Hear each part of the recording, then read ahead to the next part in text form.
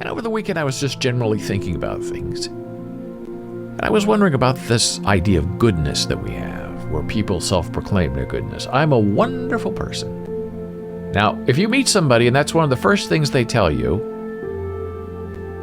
run the other way, because they are just the opposite. Why would somebody tell you, right when you meet them, I'm a wonderful person, I'm great? Suspicious, just isn't it? I mean, if you're a wonderful person, we're going to know that just by interacting with you. We're going to know who you are by your behavior. So when people tell you how wonderful they are, just be careful. Watch your wallet. Maybe they're reporting you to the new OWI just to get your reaction.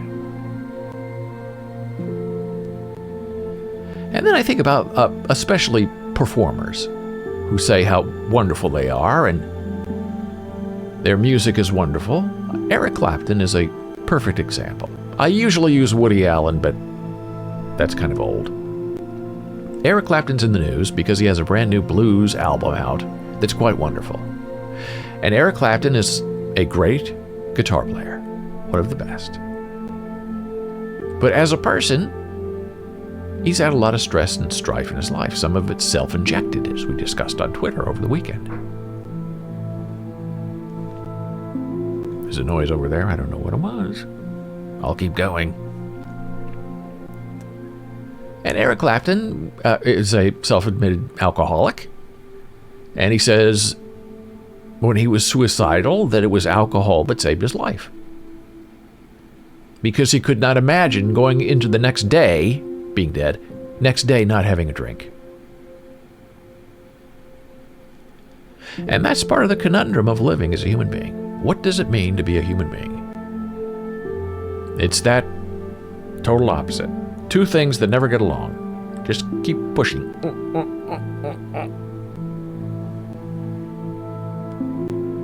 And then he founded a substance abuse place in Aruba, put his name on it, put a lot of money in it. And when he was drinking in the 70s, he had a big, long speech at one of his concerts about getting rid of the foreigners in the UK. Terrible stuff. That was then forgotten, is now resurrected in the Me Too and cancel culture. And he has disavowed that now, but back then he said it. And he's not making an excuse when he said, look, I was a drunk and I was talking stupidly. Well, now he's not a drunk, and recently he has been on the record saying that he's anti-vax and anti-mask. And he's old. He's in his 70s. So, people are, oh boy, he's just old. And they're wondering, why is he taking that stance? Well, he's anti-government, but also he was supposed to go on a world tour with Van Morrison. And it got canceled because of COVID. So he and Van kind of came out together against vaccines. Selfishly, because it affected them and it affected their ability to make money. And then you close your eyes when Eric Clapton starts playing, and the world changes and things go away. And you can listen. He lost a son who died by falling out of a window. He's had a lot of terrible things happen in his life. He stole George Harrison's wife, if that's the right word. He married George Harrison's wife while George and Patty were still together. Not that, but that's what happened. So he's a complex person who can cause a lot of disagreement and discomfort as you try to figure out, well, what do we do with the man or the music? And a lot of people said, look, we are canceling his new blues album. And they pretty much did, because no one's really talking about it. And it's really a terrific album. It's an acoustic album, and he's sitting down singing the blues. Sings a couple of songs about Peter Green that Peter Green wrote. Wonderful stuff. Early Fleetwood Mac. Before Fleetwood Mac became Fleetwood Mac. When Fleetwood Mac was a real blues band. So do we support the man or do we support the music? It's a difficult choice. And you listen to his music and you think, my gosh, this guy is it. He has suffered. He knows grief. And then he opens his mouth off stage, and you want to say, Eric, just don't talk. Just sing and play the guitar. And then that led me to another thought. There was a time when we had to have a root canal done on a tooth that had a crown on it. Okay. Now this is very complex, and this is American medicine at its worst. You have two options when a tooth like that dies, and you want to keep the tooth. You can either take off the crown, do the procedure, the root canal, and then put the crown back on, a new crown, because they have to cut it off. You can't pull off a crown and reuse it. But the problem with that is if they have to take off a crown and put on a new crown, your insurance, your dental insurance, is not going to pay for the second crown on the same tooth. Unless a certain amount of time is expired, and that's, I think, a long time, 10 or 20 years. At least that's the way it was explained to us. So people don't want to have to cut off their crown, regular normal people who don't have a lot of money and who rely on their health insurance, to put on a $1,200 crown to replace the crown. So what can be done is you do a root canal through the crown. Now, as I understand it, that is a very complex and very, very difficult thing to do, technologically and physically. And there are very, very few dentists who will do a root canal through a crown because of the difficulty.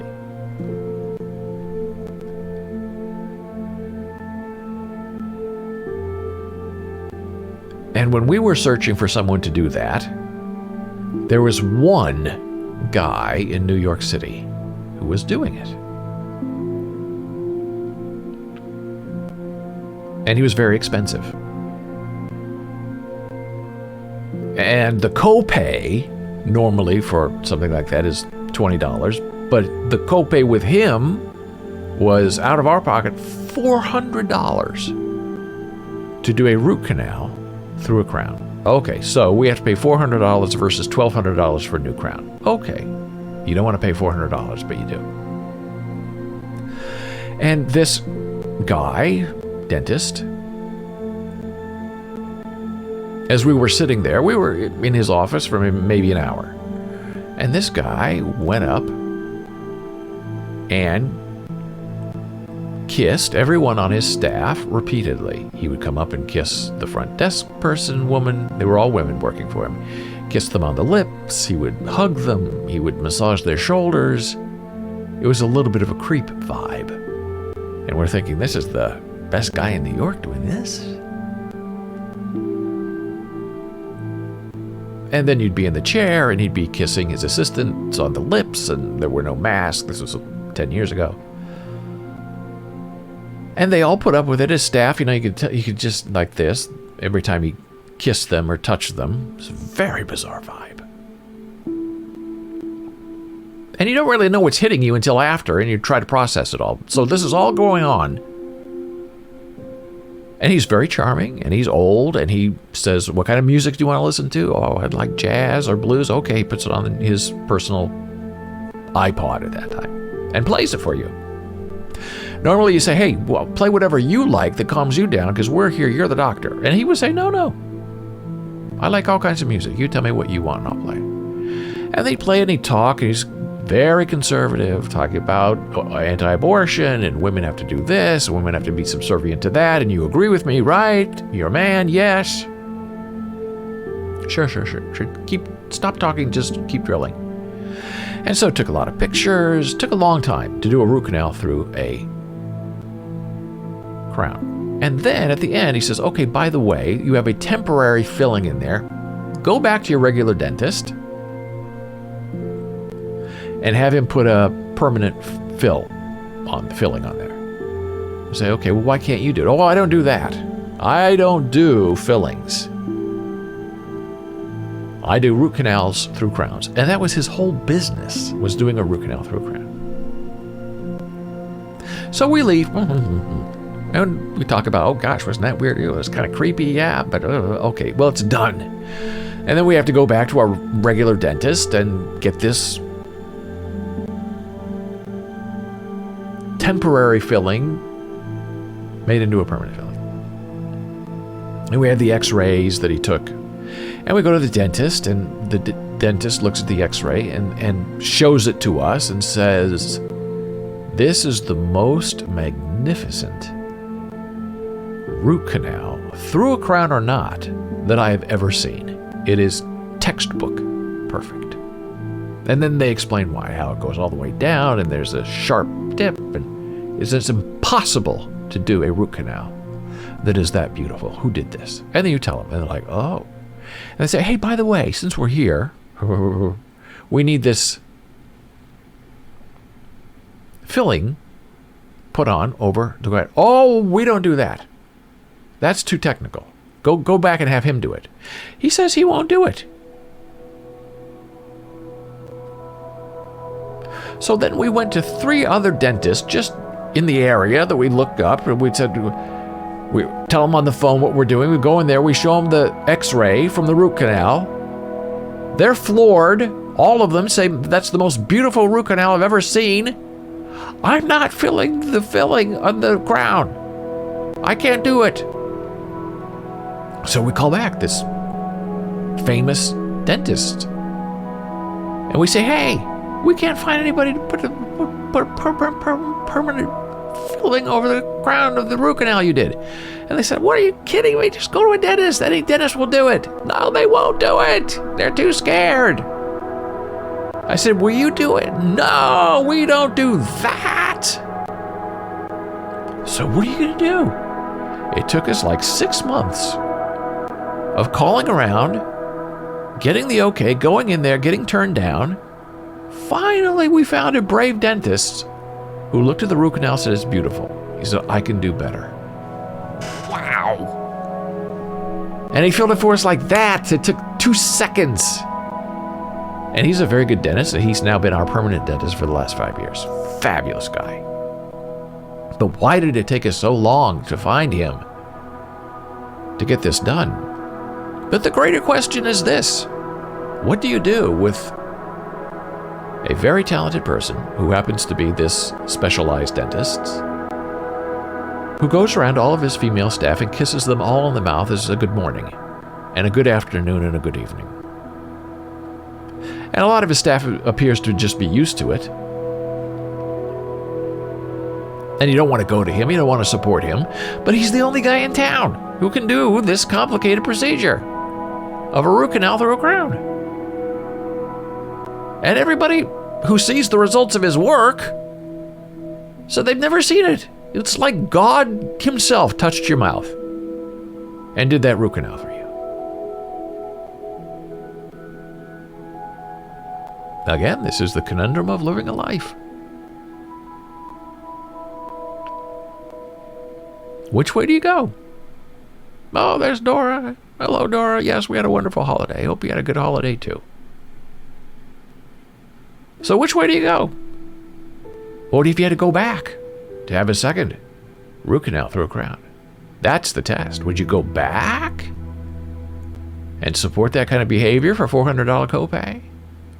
But the result is you have the most beautiful root canal ever seen in the dental world of New York City? It's a difficult question. It's a conundrum of morality. And we're going to continue that point after a brief blood pressure break. And it's going to specifically be about Michael Jackson. Back in a moment.